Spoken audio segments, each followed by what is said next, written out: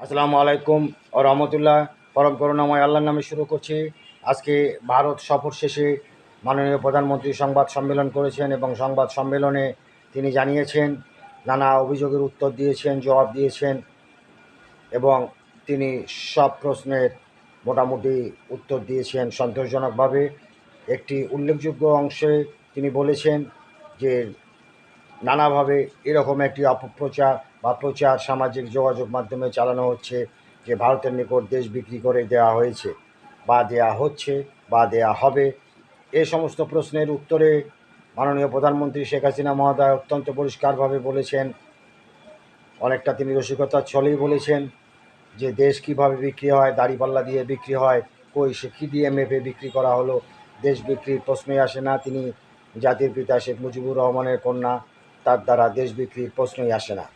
এভাবে তিনি দৃঢ় প্রত্যয়ের সঙ্গে এই সমস্ত ব্যাপার